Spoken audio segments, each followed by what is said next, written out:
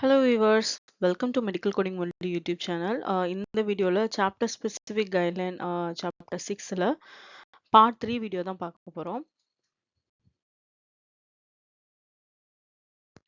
Just a refresher, chapter 6ல வந்து ரெண்டு main category dominant நான் டாமினன்ட் முடிச்சாச்சு. பெயின் கேட்டகரி வந்து ஸ்டார்ட் பண்ணியாச்சு ப்ரீவியஸ் வீடியோலயே. ஸோ ரிமைனிங் தான் இங்கே பார்க்க போறோம் இப்போ.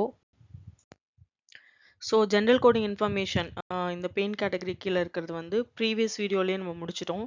இந்த வீடியோவில் வந்து pain due to device implants and graft, post operative pain, chronic pain, neoplasm related pain, chronic pain syndrome. So இது எல்லாமே வந்து இந்த வீடியோவில் கவர் பண்ணிடுவோம். ஸோ இதோட இந்த சாப்டர் வந்து கம்ப்ளீட்டாக முடியுது. ஃபர்ஸ்ட் கைட்லைன் போகிறதுக்கு முன்னாடி டிவைசஸ் இம்ப்ளான்ஸ் அண்ட் கிராஃப்ட்ஸ் அப்படின்னா என்னன்னு பார்த்துருவோம். So it is nothing but ஒரு நம்ம ஃபிசியாலஜிக்கல் ஃபங்க்ஷன் அதுக்கு சப்போர்ட் பண்ணுற விதமாகவோ இல்லை அதை கம்ப்ளீட்டாக ரீப்ளேஸ் பண்ணுற மாதிரியோ வைக்கிறது தான் வந்து டிவைஸ் இம்ப்ளான்ஸ் அண்ட் கிராஃப்ட்ஸ். உதாரணத்துக்கு இப்போ பேஸ் மேக்கர் டிவைஸ் வைப்பாங்க, அப்படி இல்லாட்டி ஹிப்பு இல்லாட்டி நீல வந்து ஜாயிண்ட் வந்து ரீப்ளேஸ் பண்ணுறது. என்னன்னா இப்போ நமக்கு டீஜெனரேட்டிவ் ஜாயிண்ட் டிசீஸ்னால அது கம்ப்ளீட்டாக வந்து அதோட ஃபங்க்ஷனை வந்து பண்ண முடியாமல் போகும் அந்த ஜாயிண்ட்னால. ஸோ என்ன பண்ணுவாங்கன்னா அந்த ஜாயிண்ட்டை ரிமூவ் பண்ணிட்டு அதுக்கு பதிலாக ஆர்டிஃபிஷியலாக ஐதர் மெட்டலால் ஆனதோ இல்லை பாலியத்திலின் செராமிக்கால் ஆன ஒரு ஆர்டிஃபிஷியல் ஜாயிண்ட் வந்து உள்ளே வச்சு ரீப்ளேஸ் பண்ணிடுவாங்க. ஸோ இதெல்லாமே வந்து டிவைஸ் அண்ட் இம்ப்ளான்ஸில் வரும். கிராஃப்ட்ஸ் வந்து அதே மாதிரி தான். இப்போது ஒரு பேர்ன் கேஸ் வராங்க, பேர்ன் கேஸ்னால் ஃபுல்லாக கம்ப்ளீட்டாக எரிஞ்சிருக்காங்க. அப்போ என்ன ஆகும்னா அந்த இடத்துல இருக்கிற அந்த ஸ்கின், அந்த எரிஞ்சு போன ஸ்கின்னுக்கு பதிலாக நல்லா இருக்கிற ஸ்கின், ஏதாவது நார்மலாக இருக்கிற ஸ்கின் கிராஃப்டை வந்து அவங்க அந்த இடத்துல வந்து பிளேஸ் பண்ணுறது, ரீப்ளேஸ் பண்ணுறது இல்லாட்டி ட்ரான்ஸ்ஃபர் பண்ணுவாங்க. And what you say phone craft கூட யூஸ் பண்ணுவாங்க. So it depends. ஸோ இது எல்லாம் என்னன்னா ஒரு சர்ஜரி பண்ணி அந்த டிசீஸ்க்கு ஏற்ற மாதிரி அவங்களுக்கு இம்ப்ளான்ஸு டிவைஸு தேவைப்பட்டுச்சுன்னா அதை வைப்பாங்க, இல்லை கிராஃப்ட்ஸ் வேணும்னா வைப்பாங்க.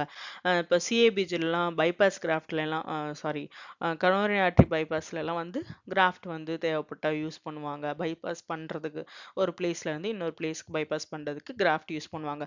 ஸோ இங்கெல்லாம் தான் வந்து இது இது வந்து ஜஸ்ட் அன் எக்ஸாம்பிள் தான். ஸோ இது மாதிரி நிறைய டிவைசஸ் இருக்குது, நிறைய இம்ப்ளான்ஸ் கிராஃப்ட்ஸ் இருக்குது. ஸோ நீங்கள் ஃப்ரெஷராக இருந்தீங்கன்னா டிவைஸ் இம்ப்ளான்ஸ் கிராஃப்ட்ஸ் அப்படின்னா என்னன்னு தெரியாமல் இந்த கைட்லைன் படித்து ஒரு யூஸும் இல்லை இல்லைங்களா. So that's the reason I just wanted to give you some information about this. Alright. இப்போ பெயின் டியூ டு அந்த டிவைஸ் இம்ப்ளான்ஸ் கிராஃப்ட்ஸ் அப்படின்னா எப்படி கோட் பண்ணா சாப்டர் 19லேருந்து T series codes. T series கோட்ஸ்னா என்னன்னா ஆல்பபெட்டிக்ஸ் ஏபிசிடி இருக்குல்ல, அந்த மாதிரி டீல வந்து இந்த கோட் ஸ்டார்ட் ஆகும். டி சீரிஸ் கோட் கொடுத்துட்டு ஃபாலோட் பை G89 வெதர் அந்த பெயின் வந்து அக்யூட் பெயினா இல்லை க்ரானிக் பெயினா அப்படின்னு டினோட் பண்ணுறதுக்காக கோட் பண்ணும். ஸோ ரெண்டு கோட் கொடுக்கணும் நம்ம.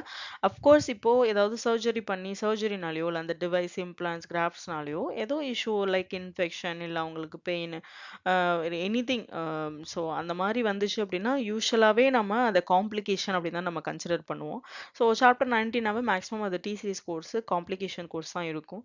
ஸோ அதே மாதிரி தான் பெயினுக்குமே டிவைஸ்னால இம்ப்ளான்ஸ்னால கிராஃப்ட்ஸ்னால பெயின் வந்துச்சு அப்படின்னா அது வந்து காம்ப்ளிகேஷன் டி சீரிஸ் கோடாக கொடுத்துட்டு ஃபாலோட் பை நம்ம இந்த அக்யூட்டா க்ரானிக்கான ஸ்பெசிஃபிகேஷனுக்காக இந்த ஜி சீரிஸ் கோட்ஸ் வந்து கொடுக்க சொல்கிறாங்க. ஒரு எக்ஸாம்பிள் வந்து நம்ம நெக்ஸ்ட் பார்த்துருவோம். I'll give you that in the next slide. Pain due to hip replacement device அப்படின்னு சொல்லியிருக்காங்க அப்படின்னா இந்த கோடு உங்களுக்கு கொடுக்கணும். இது சாப்டர் 16 டி சீரிஸு. இந்த 7th கேரக்டர் மட்டும் இனிஷியலாக சப்சிக்வெண்ட்டாக சீக்வலாக அப்படிங்கிறது வந்து அந்த என்கவுண்டரை பொறுத்து, அது என்ன கேஸோ அதை பொறுத்து நம்ம சூஸ் பண்ணணும். ஃபார் எக்ஸாம்பிள் இப்போ வந்து ஸ்டில் அக்யூட் ட்ரீட்மெண்ட் போயிட்டுருக்கு, அந்த இஷ்யூ அக்யூட்டாக இருக்குது அப்படின்னா நம்ம இனிஷியல் கொடுக்கணும். சப்சிக்வெண்ட் அப்படின்னா அக்யூட் ட்ரீட்மெண்ட் வந்து முடிஞ்சிடும், மீன் கம்ப்ளீட்டாக ட்ரீட்மெண்ட் எல்லாமே முடிச்சிடும். முடிச்சதுக்கப்புறம் ஜஸ்ட் ஃபாலோ அப் அந்த மாதிரி இருக்கிறதுக்கு வந்து சப்சிக்வெண்ட் என்கவுண்டர் கொடுக்கணும். ஸோ அவங்களுக்கு கம்ப்ளீட்டாக ட்ரீட்மெண்ட் கொடுத்து அந்த டிசீஸே வந்து க்யூர் ஆயிரும், டிசீஸோ அந்த இஷ்யூ வந்து ஃபுல்லாக க்யூர் ஆயிரும். க்யூர் ஆனதுக்கப்புறம் அந்த டிசீஸ்னால அவங்க அந்த பேஷண்ட்டுக்கு வேற ஒரு இஷ்யூ வரது வந்து சீக்வலே அப்படின்னு சொல்லுவாங்க. ஸோ இதுக்கு தனியான கைட்லைன் இருக்கு. பட் ஸ்டில் இந்த இடத்துல அது ரிலேட்டடாக வந்ததுனால ஒரு ஜஸ்ட் ஒரு கிண்ட் மாதிரி கொடுத்துக்கலாம் அப்படின்னு சொல்லிட்டு I'm just telling you this. Next பார்க்க போகிறது post operative pain guideline. Post operative pain அப்படின்னா என்னன்னா போஸ்ட் டு த ஆப்ரேஷன், ஆப்ரேஷனுக்கு அப்புறமா ஓகேங்களா. ஒரு சர்ஜரியோ ஒரு ப்ரொசீஜரோ ஆப்ரேஷனோ முடிஞ்சிருச்சு, அதுக்கப்புறமா அவங்களுக்கு அது ரிலேட்டடான பெயின் வருது அப்படின்னா அதை வந்து போஸ்ட் ஆப்ரேட்டிவ் பெயின் அப்படின்னு சொல்லுவாங்க. இதில் வந்து நீங்கள் கன்ஃபியூஷன் பண்ணிக்காதுங்க. பண்ணிக்காதீங்க. ப்ரீவியஸா பார்த்த கைட்லைன் வந்து பார்த்தீங்கன்னா, டிவைஸ் வச்சிருப்பாங்க. அந்த டிவைஸ் மூலமா ஆப்ரேஷன் பண்ணிட்டு அவங்களுக்கு டிவைஸ் வச்சிருக்காங்க. டிவைஸ் மூலமா வர்றது வந்து pain related to device, implants, grafts. ஆனா இங்க வந்து பார்த்தீங்கன்னா, டிவைஸ் வச்சிருக்காங்க, வைக்கல அதெல்லாம் வந்து இங்க மேட்டர் கிடையாது. சர்ஜரி பண்ணி முடிச்சதுக்கு அப்புறமா அந்த சர்ஜரினால அந்த ஆப்ரேஷன் பண்ணதுனால அவங்களுக்கு பெயின் வருது அப்படின்னா, அது போஸ்ட் ஆப்பரேட்டிவ் பெயின் அப்படின்னு சொல்லுவாங்க. ஆல்ரெடி இப்போ கைட்லைன் பார்க்கலாம். இந்த போஸ்ட் ஆப்பரேட்டிவ் பெயின் வந்து எப்போ கோட் பண்ணும், எப்படி கோட் பண்ணும் அப்படின்னா, இப்போ சர்ஜரி முடிஞ்சிருக்கு. ஆப்ரேஷன் முடிஞ்சதுக்கு அப்புறமேட்டுக்கு அந்த பேஷண்ட்டுக்கு பெயின்னு சொல்லியிருக்காங்க. ஸோ நம்பளாவே வந்து இது போஸ்ட் ஆப்பரேட்டிவ் பெயின் அப்படின்னு கோட் பண்ணிக்கலாம்னா, கோட் பண்ணக்கூடாது. டாக்டரே வந்து பிசிஷியனே வந்து உங்களுக்கு போஸ்ட் ஆப்பரேட்டிவ் பெயின் அப்படின்னு டாக்குமெண்டேஷன் குடுத்துருக்கணும். ஆல்சோ அந்த போஸ்ட் ஆப்பரேட்டிவ் பெயின் வந்து எஸ்டிஎஸ் கிரைட்டீரியா அடிஷனல் ரிப்போர்ட்டிங் கைட்லைனுக்கு உட்பட்டு இருக்கணும். மீட் ஆகி இருக்கணும். அப்படின்னா என்னன்னா, டாக்டர் வந்து போஸ்ட் ஆப்பரேட்டிவ் பெயின்னு மென்ஷன் பண்ணது மட்டும் இல்லாம, அந்த போஸ்ட் ஆப்பரேட்டிவ் பெயினுக்கு ஏதாவது இவாலுவேஷன் இல்ல ஃபர்தரா ட்ரீட்மெண்ட் மாரியோ அந்த மாரி குடுத்துருக்கணும். போயிருக்கணும். ஸோ அதுதான் எஸ்டிஎஸ் கைட்லைன் வந்து மீட் ஆகுற மாரி. ஸோ டாக்டரே வந்து சொல்லியிருக்கணும் போஸ்ட் ஆப்பரேட்டிவ் பெயின்னு. அதுக்கப்புறம் இது வந்து அடிஷனல் ரிப்போர்ட்டிங் கைட்லைன்ஸ் எஸ்டிஎஸ் கைட்லைனா மீட் ஆயிருக்கணும். அப்பதான் வந்து நம்ம போஸ்ட் ஆப்பரேட்டிவ் பெயின் அப்படின்ற கோட நம்ம குடுக்க முடியும். ஆல்ரைட். ஸோ நெக்ஸ்ட் கைட்லைன் என்ன அப்படின்னா, போஸ்ட் தொரகாட்டமி இல்ல எனி போஸ்ட் ஆப்பரேட்டிவ் பெயின் வந்து அக்யூட்டா இல்ல கிரானிக்கா அப்படின்னு ஸ்பெசிஃபிகேஷன் உங்களுக்கு குடுக்கல. அப்ப நம்ம என்ன பண்ணணும்னா, டிஃபால்ட்டா அத வந்து அக்யூட் பெயின் அப்படின்னு தான் நம்ம கோட் பண்ணோம். ஒரு விஷயம் நல்லா ஞாபகம் வச்சுக்கோங்க. எப்பவுமே இப்போ ஒரு ஆப்பரேஷன் சர்ஜரி முடியுது அப்படின்னா, சர்ஜரி முடிஞ்சதுக்கு அப்புறம் வார்டு கூட்டிட்டு வராங்க. வார்டு கூட்டிட்டு வந்துட்டு அந்த இடத்துலயும் அந்த அந்த சேம் என்கவுண்டர்லயும் போஸ்ட் ஆப்பரேட்டிவ் பெயின் வரலாம். அப்படி இல்ல அவங்க வீட்டுக்கு போயிட்டு கூட கொ கொஞ்சம் ஒரு 1 வீக்கோ, 3 டேஸோ கழிச்சு போஸ்ட் ஆப்பரேட்டிவ் பெயின் வந்து அவங்க அட்மிட் ஆகலாம். ஸோ அதனால வந்து இது ரொம்ப நாளாவே கிரானிக்காவும் அதாவது அந்த பீரியட் திருப்பி வந்து அட்மிட் ஆகுற பீரியட் வந்து ப்ரொலாங்டாவும் இருக்கலாம், ஷார்ட்டாகவும் இருக்கலாம். அதனால தான் இது கிரானிக் பெயினாவும் இருக்க வாய்ப்பு இருக்கு. சர்ஜரி முடிச்சுட்டு ரொம்ப நாளாவே கிரானிக்காவே அவங்களுக்கு அந்த பெயின் இருந்துட்டு இருக்கு. அப்படி அந்த மாரி. ஸோ அத டிஃபைன் பண்றதெல்லாம் யாரு அப்படின்னா, பிசிஷியன் தான் அத வந்து யூனோ என்ன கிரைட்டீரியால இருக்காங்க, எப்படி இருக்காங்கன்னு பிசிஷியன் தான் ஸ்பெசிஃபிக்கா மென்ஷன் பண்ணும். அது அக்யூட் பெயினா, கிரானிக் பெயினா அப்படின்னு. ஸோ பிசிஷியன் எதுவுமே மென்ஷன் பண்ணல, அக்யூட்ன்னு மென்ஷன் பண்ணல, கிரானிக்ன்னு மென்ஷன் பண்ணல அப்படின்னா, டிஃபால்ட்டா நம்ம வந்து அது அக்யூட் பெயின்னு நம்ம கோட் பண்ணிக்கணும்னு சொல்றாங்க. நெக்ஸ்ட் கைட்லைன் என்னன்னா, routine R expected post operative pain immediately after surgery வந்து கோட் பண்ணக்கூடாது. உதாரணத்துக்கு இப்போ சிசேரியன் பண்றாங்க. சி செக்ஷன் பண்ணி முடிச்சதுக்கு அப்புறம் ஆப்வியஸா போஸ்ட் ஆப்பரேட்டிவ் பெயின் இருக்கும். ஸோ அது வந்து routinely associated with the C section. அப்படி இல்லாட்டி அது வந்து கண்டிப்பா எக்ஸ்பெக்ட் பண்ணதான். சிசேரியன் பண்ணா பெயின் இருக்கிறது கண்டிப்பா இருக்கும். ஸோ அந்த பெயின் வந்து போஸ்ட் ஆப்பரேட்டிவ் பெயின் அப்படின்னு நம்ம குடுக்கக்கூடாது. ஒரு சில கேஸஸ்ல பிசிஷியனே மென்ஷன் பண்ணியிருந்திருப்பாங்க. ரொட்டீன்ல இல்ல எக்ஸ்பெக்டட் போஸ்ட் ஆப்பரேட்டிவ் பெயின் அந்த மாரி வந்து சொல்லியிருந்தாங்க அப்படின்னா, நம்ம அத கோட் பண்ணக்கூடாது. ஃபர்ஸ்ட் ஏ கைட்லைன் பார்க்கறதுக்கு முன்னாடி பி கைட்லைன் பார்த்துடலாம். Post operative pain associated with specific post operative complication அப்படின்னா என்ன? இப்போ போஸ்ட் ஆப்பரேட்டிவ் காம்ப்ளிகேஷன் பேஷண்ட்டுக்கு ஏதாவது இருக்கு. ஸோ அந்த பெயினுமே வந்து அந்த போஸ்ட் ஆப்பரேட்டிவ் காம்ப்ளிகேஷன் கூட அசோசியேட் ஆயிருக்கு.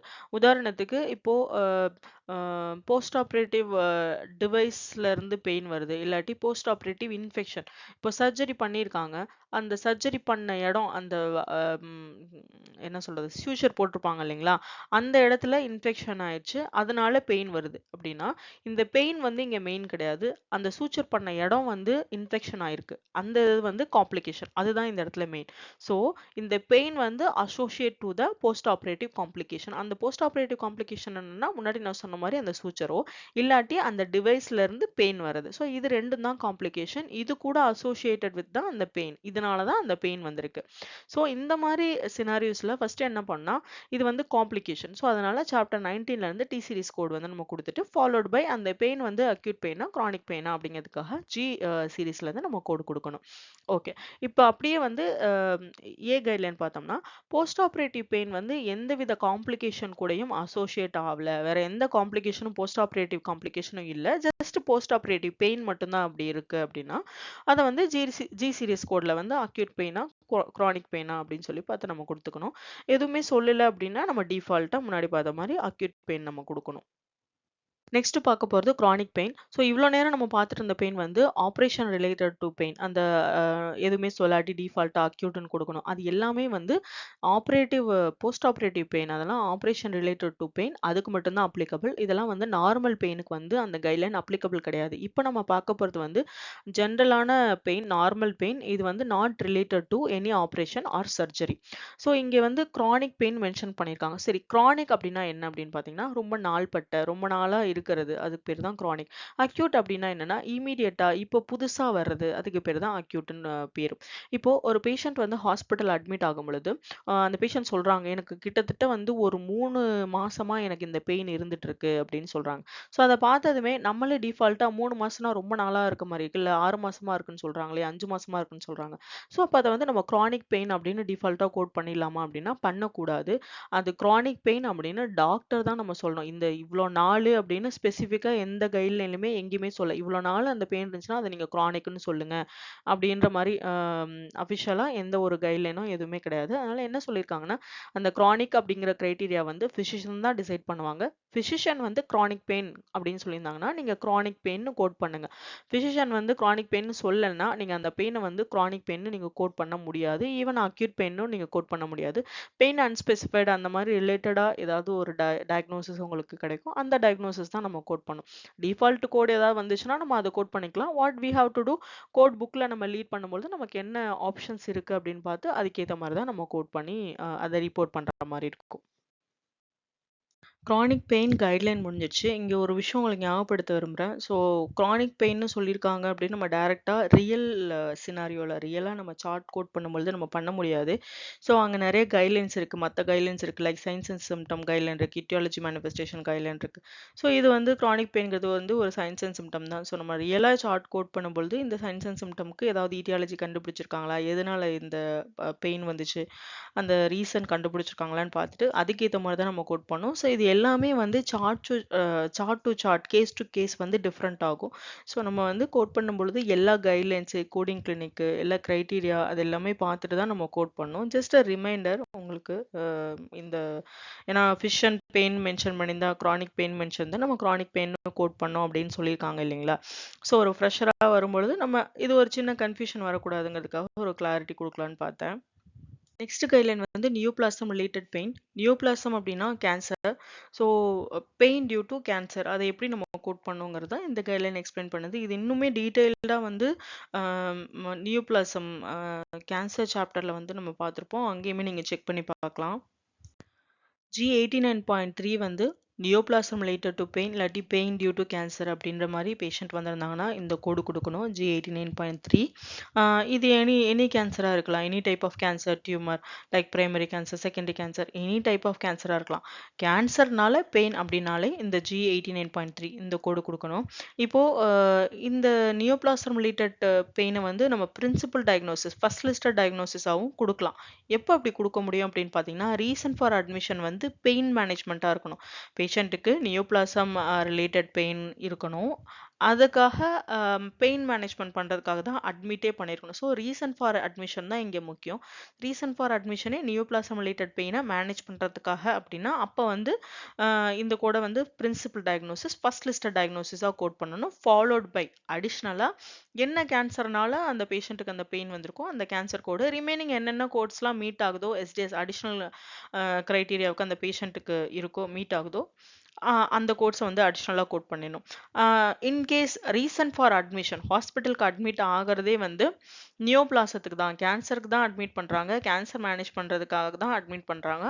அடிஷ்னலாக அந்த பேஷண்ட்டுக்கு வந்து நியோபிளாசம் ரிலேட்டட் பெயினும் இருக்குது. அதையும் மேனேஜ் பண்ணுறாங்க அப்படின்னா நம்ம ரீசன் ஃபார் அட்மிஷனை வச்சு தானே பிரின்சிபல் டயக்னோசிஸ் இங்கே நம்ம போக போகிறோம். ஸோ நம்ம கேன்சரை வந்து principal diagnosis any type of cancer it could be primary secondary anything it could B.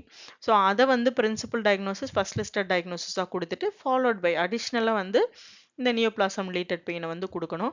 அதே மாதிரி நியோபிளாசம் ரிலேட்டட் பெயின் கொடுத்துட்டு எந்த சைட்டு அப்படின்னு ஸ்பெசிஃபிக்காக ஆர்சிடிஎஸ் கோட் வந்து நம்ம தனியாக கொடுக்கணும்னு அவசியம் இல்லை. அதான் லாஸ்ட் லைனில் சொல்லியிருக்காங்க. It is not necessary to assign assign an additional code for site of the pain. எந்த சைட்ல ஃபார் எக்ஸாம்பிள் இப்போ கையில் பெயின் இருக்கு, காலில் பெயின் இருக்கு அப்படின்ற மாதிரி ஸ்பெசிஃபிக்காக அது வந்து signs and symptoms code RCDS code வரும். ஸோ அந்த கோடு கொடுக்கணும்னு அவசியம் இல்லை அப்படின்ற மாதிரி மென்ஷன் பண்ணியிருக்காங்க. இந்த இடத்துல ஒரு 2 கிளாரிஃபிகேஷன் நான் கொடுக்கணும்னு நினைக்கிறேன். கிளாரிஃபிகேஷன் நம்பர் 1 என்னன்னா, இந்த லாஸ்ட் பாயிண்ட்டுக்கு உங்களுக்கு ஒரு எக்ஸாம்பிள் கொடுத்துருந்தேன். It is not necessary to assign additional code for the site of the pain அப்படின்னு ஒன்று கொடுத்துருந்தேன். அந்த எக்ஸாம்பிள் வந்து எனக்கு கொஞ்சம் இரலவெண்ட்டாக இருக்க மாதிரி இருக்குது. எக்ஸாம்பிள் என்ன கொடுத்துருந்தேன்னா, பெயின் வந்து கையிலையோ இல்லை கால்லையோ இருக்கும் அப்படின்ற மாதிரி நான் மென்ஷன் பண்ணி RCDS code signs and symptoms code நீங்கள் எக்ஸ்ட்ரா கோட் பண்ணணும்னு அவசியம் இல்லைன்னு சொல்லியிருந்தேன். அது எனக்கு I'm not satisfied with that. So அதுக்கு பதிலாக ஒரு எக்ஸாம்பிள் கொடுக்குறேன். இப்போ பேஷண்ட் வந்து ரீசன் ஃபார் அட்மிஷன் பெயின் மேனேஜ்மெண்ட்காக அட்மிட் ஆயிருக்காங்க. நியோபிளாஸ்ம் ரிலேட்டட் பெயின் மேனேஜ்மெண்ட்காக அட்மிட் ஆயிருக்காங்க. எந்த கேன்சர்னால அப்படின்னு பார்த்தீங்கன்னா ஸ்டொமக் கேன்சர்னு வச்சுப்போம். ஸோ இந்த கேஸில் நம்ம என்ன பண்ணணும்னா G89.3 நியோபிளாஸ்ம் ரிலேட்டட் பெயினை வந்து பிரின்சிபல் டயக்னோசிஸாக ஃபர்ஸ்ட் லிஸ்டர் டயக்னோசிஸாக கொடுத்துட்டு ஸ்டொமக் கேன்சர் வந்து அடிஷ்னலாக கொடுத்துட்டு அதுக்கப்புறம் அகெயின் நீங்கள் ஸ்டொமக் பெயினை வந்து நீங்கள் ஸ்பெசிஃபிக்காக கொடுக்கணும்னு அவசியம் இல்லை. ஓகேங்களா, இதுதான் அந்த point. It is done. So second point என்ன அப்படின்னு பார்த்தீங்கன்னா, ஒரு சிலருக்கு வந்து கன்ஃபியூஷன் ஆகலாம், எப்படி நம்ம கண்டுபிடிக்கிறது ரீசன் ஃபார் அட்மிஷன் வந்து நியோபிளாஸ்ம் ரிலேட்டட் பெயின் அப்படின்னு. ஏன்னா கேன்சரும் இருக்கும் பெயினும் இருக்கும். எல்லா கேஸ்லையுமே கேன்சரும் இருக்கும் பெயினும் இருக்குன்னு வச்சுக்கோங்க. இப்போ எப்படி நம்ம டிஃப்ரென்ஷியேட் பண்ணுறது அப்படின்னு பார்த்தீங்கன்னா, டாக்டர் வந்து கிளியராகவே இந்த நியோபிளாஸ்ம் ரிலேட்டட் பெயினுக்கு தான் அட்மிட் ஆகியிருக்காங்க, பெயின் மேனேஜ்மெண்ட்டுக்கு அட்மிட் பண்ணுறோம்னே டாக்குமெண்ட் இருக்கும். ஸோ இந்த ஒரு டிப் சொல்லணும்னு நினச்சேன். நமக்கு டாக்குமெண்டேஷன் இருக்கும்பொழுதே நம்ம ரீட் பண்ணோம்னா ரீசன் ஃபார் அட்மிஷன் வந்து பெயின் மேனேஜ்மெண்ட்டுக்காக அப்படின்னு சொல்லிடுவாங்க. இல்லாட்டி neoplasm related pain due to stomach cancer அந்த மாதிரி சொல்லிடுவாங்க. ஸோ அதை வந்து கண்டுபிடிக்கிறது நமக்கு ஈஸியாக தான் இருக்கும். அந்த மாதிரி கேசஸில் இந்த G89.3 வந்து ஃபர்ஸ்ட் லிஸ்ட் டயக்னோசிஸாக கோட் பண்ணிட்டு followed by neoplasm code answer, அந்த கேன்சர் என்ன கேன்சரோ அந்த கேன்சர் கோட் வந்து நம்ம கோட் பண்ணால் போதும். நெக்ஸ்ட் பார்க்க போகிற கைட்லைன் கிரானிக் பெயின் சிண்ட்ரோம். இதில் மெயின் என்ன சொல்கிறாங்கன்னா, central pain syndrome, chronic pain syndrome, chronic pain இது எல்லாமே டிஃப்ரெண்ட். எல்லாத்துக்குமே டிஃப்ரெண்டான கோடு இருக்குது. சென்ட்ரல் பெயின் சிண்ட்ரோம்னா G89.0, கிரானிக் பெயின் சிண்ட்ரோம் அப்படின்னா G89.4. இங்கே வந்து சிண்ட்ரோம்னு வருது பாருங்கள், இது சென்ட்ரல், இது வந்து கிரானிக் பெயின் சிண்ட்ரோம். அதே மாதிரி கிரானிக் பெயின் அப்படின்னா டிஃப்ரெண்ட், இங்கே வந்து சிண்ட்ரோம்னு இல்லை, இதுக்கு தனியான கோடு இருக்குது. ஸோ இதெல்லாமே வந்து நம்ம எப்போ வந்து அதுக்குரிய கோட்ஸ்லாம் யூஸ் பண்ணணும் அப்படின்னா ஃபிசிஷியன் டாக்குமெண்டேஷனை பொறுத்து தான். ஃபிசிஷியன் வந்து கிரானிக் பெயின் சொல்லியிருந்தாங்கன்னா கிரானிக் பெயின்குரிய கோட் மட்டும் கொடுக்கணும். இதே கிரானிக் பெயின் சிண்ட்ரோம்னு சொல்லியிருந்தாங்கன்னா இந்த G89.4. ஸோ இந்த கோட் செலெக்ஷன் எல்லாமே ஃபிசிஷியன் டாக்குமெண்டேஷனை பொறுத்து அவர் என்ன சொல்லியிருக்காங்களோ அதுக்குரிய கோட்ஸ் நீங்கள் கொடுக்கணும் அப்படின்ற மாதிரி சொல்லியிருக்காங்க. மூணுமே டிஃப்ரெண்ட் அப்படின்ற மாதிரி மென்ஷன் பண்ணியிருக்காங்க. ஃபைனலாக என்ன சொல்லியிருக்காங்கன்னா, pain disorder related to psychological factor, இதை வந்து சி செக்ஷன் 1C5ல பார்க்க சொல்லியிருக்காங்க. நான் அங்கேருந்து கைட்லைன் எடுத்து உங்களுக்கு நான் இங்கே போட்டிருக்கேன் எக்ஸ்பிளைன் பண்ணுறதுக்காக. ஸோ தட் உங்களுக்கு ஒரு ஐடியா கிடைக்கும் இதோடைய கண்டினியூஷனாக பார்க்குறதுக்கு. Pain disorder related to psychological factors. இந்த கைட்லைன் என்னன்னா ஃபிசிஷியன் வந்து டைரெக்டாகவே மென்ஷன் பண்ணியிருந்திருப்பாங்க pain due to psychological factor அந்த மாதிரி உங்களுக்கு டாக்குமெண்டேஷன் இருக்கும். ஸோ அப்போ வந்து நம்ம அதுக்குரிய ரெஸ்பெக்டிவ் கோட்ஸை கொடுக்கணும். என்ன சொல்லியிருக்காங்கன்னா F45.1 இந்த கோடோட டிஸ்கிரிப்ஷன் என்னன்னா chronic pain disorder with somatic and psychological factors. So இந்த கோடு வந்து நம்ம pain disorder related to psychological factor கொடுக்கும்போது ஒன் ஆஃப் த கோடு இதுவும் கொடுக்கலாம். ஸோ இது கூட வந்து எக்ஸ்க்ளூட் நோட்டாக வந்து எக்ஸ்க்ளூட் 1 வந்து G89 சீரிஸ் இருக்கு. ஸோ அதனால இது ரெண்டும் சேர்ந்தாப்புல நம்ம கோடு கொடுக்கக்கூடாது. G89 வந்து should not be assigned with F45.1 அப்படின்னு சொல்லியிருக்காங்க. இதே வந்து 42 பார்த்தீங்கன்னா F45.42 வந்து pain disorder with related psychological factor. So இந்த கோடு கூட G சீரிஸ் கோடு வந்து எக்ஸ்க்ளூட் நோட் 1 எதுவுமே இல்லை போல. ஸோ அதனால pain not elsewhere classified acute பெயினா இல்லை க்ரானிக் பெயினான்னு சொல்கிறதுக்கு கொடுக்கலாம் அப்படின்ற மாதிரி சொல்லியிருக்காங்க. இது பேசிக்காக வந்து இது பெருசாக நமக்கு என்கவுண்டர் பண்ண மாட்டோம். பட் ஸ்டில் இந்த guideline we should know it. Just ஒரு நட்ஷலாக சொல்லிடுறேன். Pain disorder related to psychological ஃபேக்டர்னா அதுக்குரிய ஸ்பெசிஃபிக் கோட் வந்து எஃப் சீரிஸ் கோடில் நம்ம கொடுக்கணும்.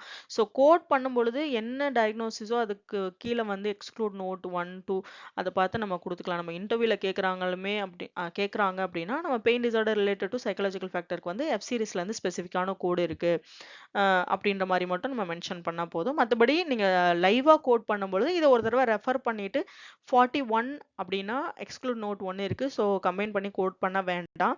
42 அப்படிங்கும்பொழுது அக்யூட் பெயின், குரானிக் பெயின் அதுக்கேத்த மாரி G89 சீரிஸ்ல வந்து நம்ம கோட் பண்ணிக்கலாம்.